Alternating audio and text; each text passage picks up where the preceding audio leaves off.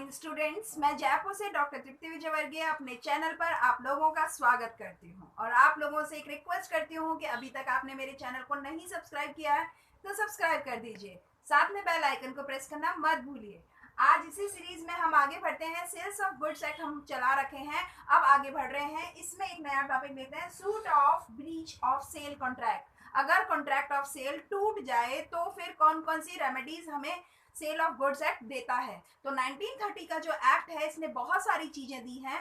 Seller और buyer को दोनों को अपने राइट दिए हैं, अनपेड सेलर को अपने अलग से राइट दिए हैं। तो इसी रेफरेंस में हम ये बात करते हैं कि अगर ब्रीच हो जाए वो कॉन्ट्रैक्ट तो किस तरह से हमें as a seller and as a buyer कौन कौन से रेमेडी हमें इस लॉ के तहत मिलती हैं। तो शुरू करते हैं हम अपना आज का टॉपिक।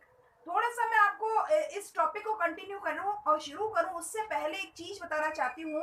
जैसे सेलर और बायर की हमने डेफिनेशन पढ़ी थी कि किसी भी कॉन्ट्रैक्ट को बनाने के लिए हमें सेलर और बायर दो पार्टी होने चाहिए। यहाँ एक चीज एक इम्पॉर्टेंट है कि सेलर कौन होगा, जिसका किसी चीज के ऊपर ओनरशिप होगा, और बायर कौन होगा, ये कहता है बायर हर वो व्यक्ति बायर कहलाया जाएगा जो उस चीज को खरीदता है। लेकिन मैं आपको ये क्यों आपको रिकॉल करवा रही हूँ, क्योंकि ये सिंपल बात नहीं है। बायर वो व्यक्ति माना गया है जो इन लोगों से अलग होगा। अब किन लोगों से अलग होना चाहिए, देखिएगा, जब भी किसी सेल की नीलामी होती है तो आपको मैं बता दूं कभी कभी ऐसी परिस्थितियां होती है कि जिस व्यक्ति की चीज की नीलामी हो रही है उस व्यक्ति को भी परमिशन होती है कि वो वहां पे बिड लगा सकता है।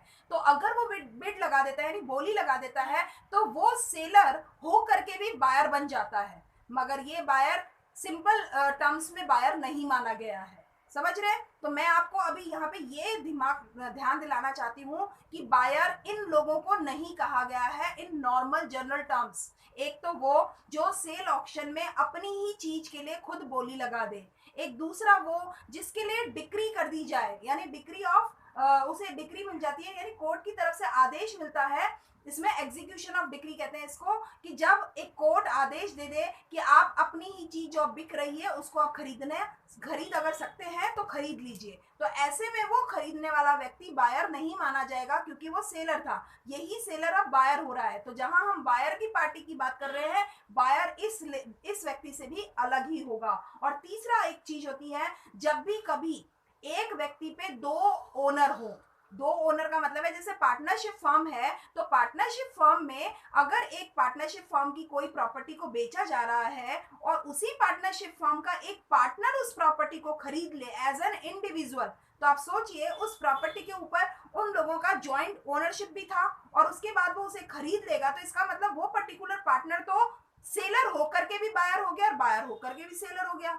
तो ये व्यक्ति भी बायर की कैटेगरी में नहीं माना गया है जो जनरल टर्म्स में बायर हम बात करते हैं। तो मैं आपको ये ध्यान दिलवाना चाहती हूँ कि हम जब बायर की बात करते हैं हम सिंपल टर्म्स में बोलते हैं कि बायर वो व्यक्ति है जिसने वो चीजों को खरीदा है, लेकिन वो व्यक्ति इन तीनों व्यक्तियों से वो अलग होना चाहिए। एक जिसने एक तो सेल ऑक्शन में चीज को खरीद रहा है, एक दूसरा जिसके लिए एग्जीक्यूशन ऑफ डिक्री हुई है कोर्ट की तरफ से, यानी डिक्री का आदेश, डिक्री का मतलब होता है आदेश, लॉ ने या कोर्ट ने आदेश दिया, और तीसरा अगर जॉइंट पार्टनर होता है, जॉइंट को ओनर होते हैं, तब भी ऐसा व्यक्ति बायर नहीं माना गया है। अब बात करते हैं कि अगर सेल कॉन्ट्रैक्ट अगर टूट जाए तो फिर हमें क्या रेमेडी मिली है। सेक्शन 59 ने इसे कवर किया है और ये कहता है जब वारंटी की वजह से सेल कॉन्ट्रैक्ट टूटता है तो दोनों को अपनी अपनी रेमेडी मिली है, अपने अपने राइट्स मिले हैं। तो यहाँ पे ये कहता है जैसे सेलर के पास में सेलर को दिया गया है कि 55 सेक्शन के तहत अगर आपने ध्यान दिया होगा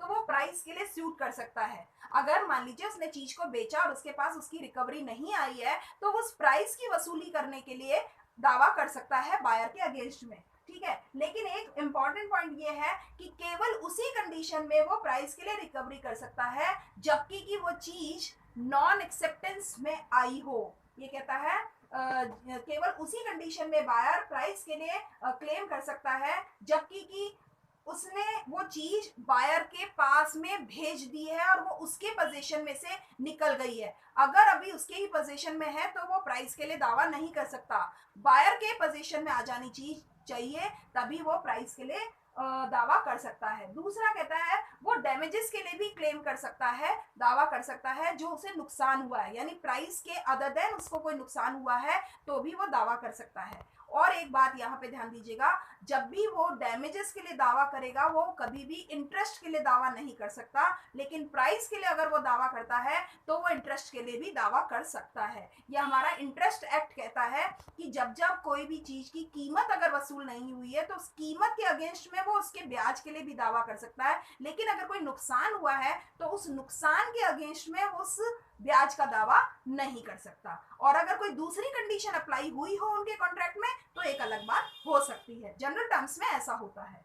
अब आगे की बात करते हैं, तो डैमेजेस के लिए वो 56 का सेक्शन कवर करता है। अब आगे कहता है remedies to buyer against seller. Buyer को क्या क्या रेमेडीज मिली हैं, तो बायर ये कहता है कि 57 के तहत वो डैमेजेस के लिए दावा कर सकता है। बायर को अगर जो चीज खरीदनी थी लेकिन सेलर उसकी डिलीवरी ही नहीं दे रहा है, हमने पढ़ा था कि कुछ एलिमेंट्स एसेंशियल होते हैं कि सेलर को डिलीवरी देना बहुत जरूरी है, पोजीशन देना बहुत जरूरी है, तभी तो ओनरशिप ट्रांसफर होगी। तो अगर मान लीजिए सेलर ने डिलीवरी ही नहीं दी है तो क्या बायर के पास ये राइट है कि वो उस डिलीवरी ना देने की वजह से उसे जो नुकसान हो रहा है उसके लिए वो दावा कर सके सेलर पर?